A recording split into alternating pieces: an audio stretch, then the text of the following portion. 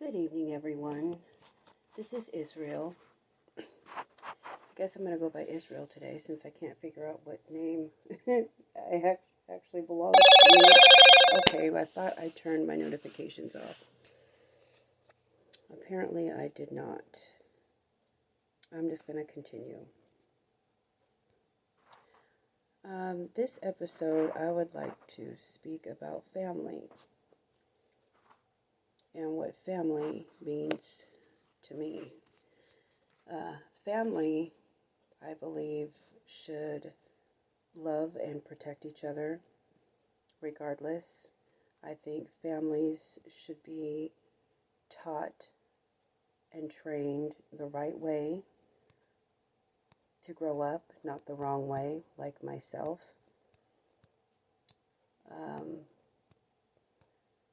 Before I was born, my father asked me to come here to Earth and find out what narcissism is about. And then he showed me a series of things that were going to take place, and unfortunately I don't remember all of them, and when I remembered it was too late.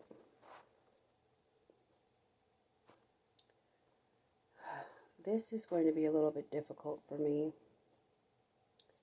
because my son is now involved and has, I guess, chosen the wrong side. And if he hasn't, he's just super, super upset with me and hates me and just doesn't want anything to do with me, which is understandable to a certain extent. But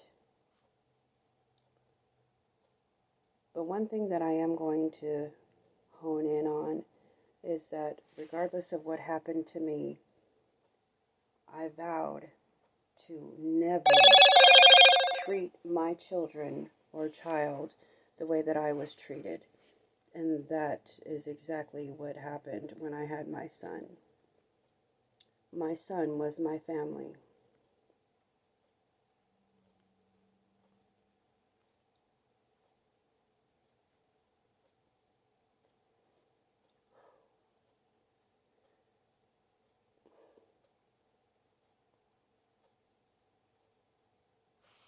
Excuse me. I'm sure for all of you mothers who are mothers and fathers and whatnot, mothers especially because you're carrying the child and you have the child. When I had my son,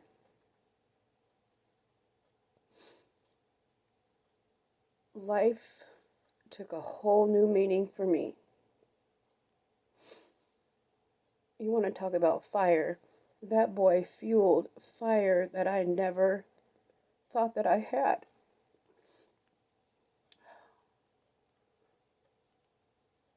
I loved him. I played with him. I fed him, loved him all over again, and then I would put his butt in the crib. Something just told me to do that. That way he wouldn't be spoiled to the point where if I wanted to go to a store or go visit a friend later in life, he just would coo. He had no problems. He was just the happiest baby. And his face expressions were just out of this world. My son is the love of my life. I fell in love for the first time, and not in an incestual type of way. I actually knew what love was because this little being that I was responsible for loved me back.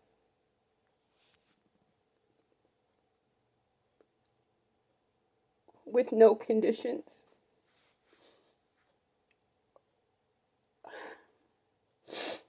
When he was 6 months old, I went to school for medical assistant. I had him in one hand, book in another, and a highlighter in my mouth, and that's how I studied.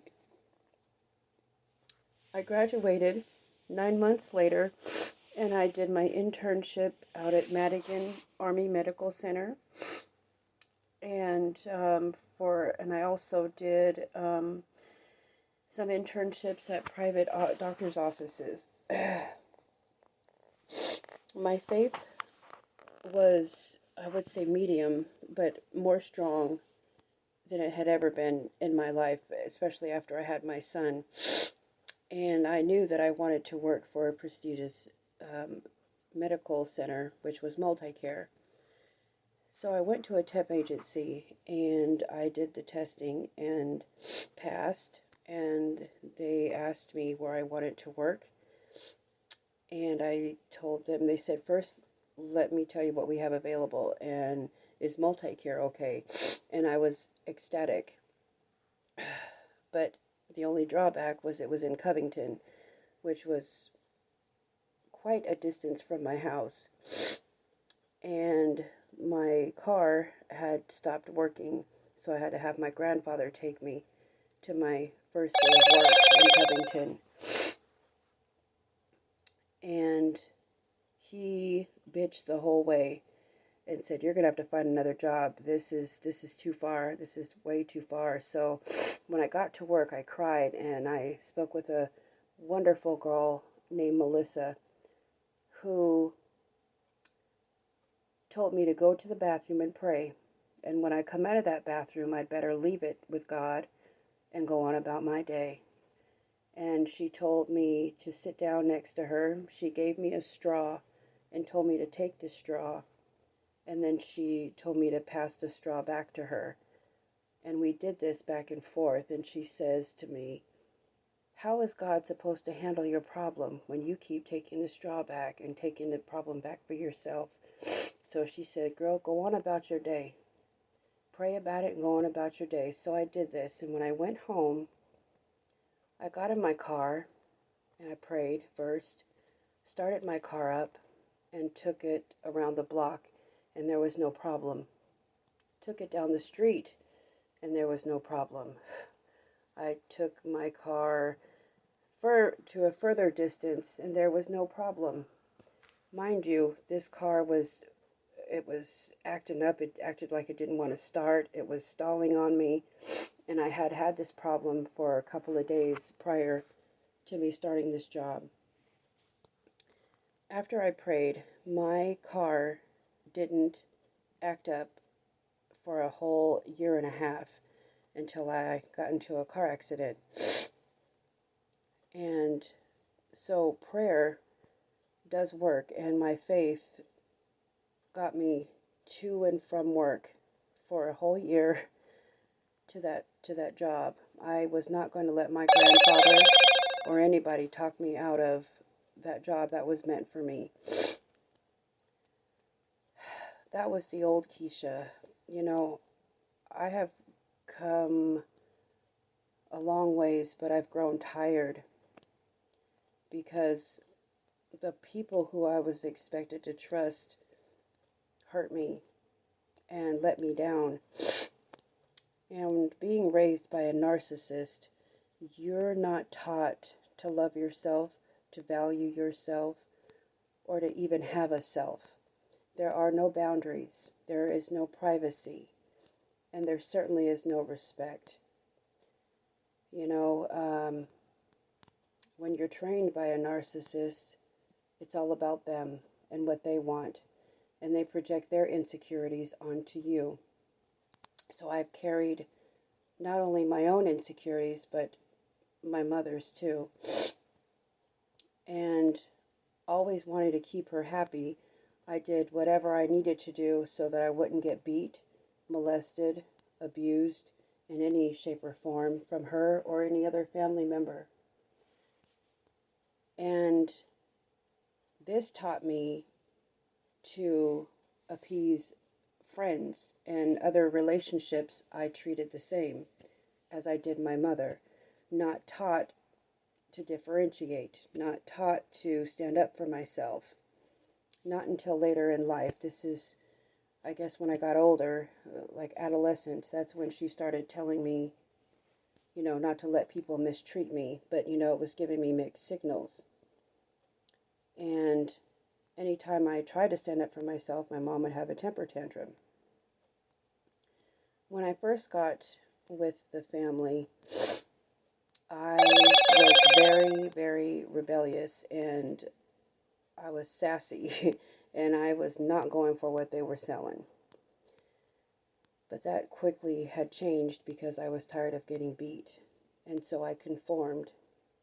And at that point, I guess you could say I sold my soul at that point as a child because, who wants to get beat every day?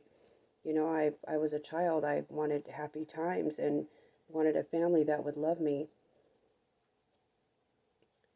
But that's not what family does. A family does not gap a bridge. A family bridges a gap. A family will do what they need to do to mend fences, to glue back together relationships, and to love each other and teach your children and teach the rest of the family what's going to be tolerated and what isn't going to be tolerated.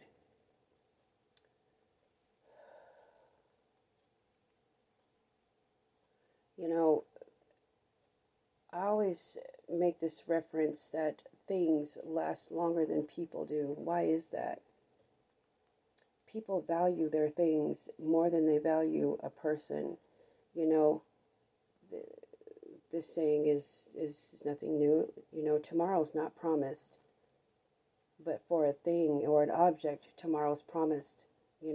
That thing will be there tomorrow. That's guaranteed. That's a fact. But a human life, will not be. I couldn't understand why people rant and rave over brands, buying a name brand, like if you don't wear a name brand this, you don't mean much. And that's how I was raised. My grandfather, bless his heart, he pride he prided himself on appearance. If you didn't look the part, you weren't the part. If you didn't have this, you were nothing. And that's how I lived my life until recently. My time is almost up here, but I would like to say that just because you don't wear name brands things or you don't have expensive things doesn't mean that you're not worthy or that you're not something or someone special. I've come to the realization that it's not the outside of a person, it's the inside. And I think my insides are pretty cool. I've made some bad choices, a lot of bad choices. My behaviors have not been the best, but for the most part, I've been a decent person, and I've been decent to a lot of people who weren't decent to me. And for the first time in my life, at 46 years old, I'm learning how to stand up for myself. I've been a passive aggressive, I've been a liar, a thief, a fraud, a fake, a crybaby. I've potentially hurt people as a child. I don't know if I took a life, but I certainly hope that I didn't. But, and I've also chose drugs over my God and over my son, which I am trying to nip in the bud right now at this time in my life. I've gotten a lot better at that, but I'm not going to stop until until I get it right. But what I'd like to share is if you ever had an experience with a narcissist, just know that it was not you, it's them. Please know that you are enough. As I tell you, I'm also telling myself, and I'm also teaching myself. Know that you are enough, that the education is out there, the materials are out there. If we put the work into it, I know that we all can heal from this and maybe teach them something.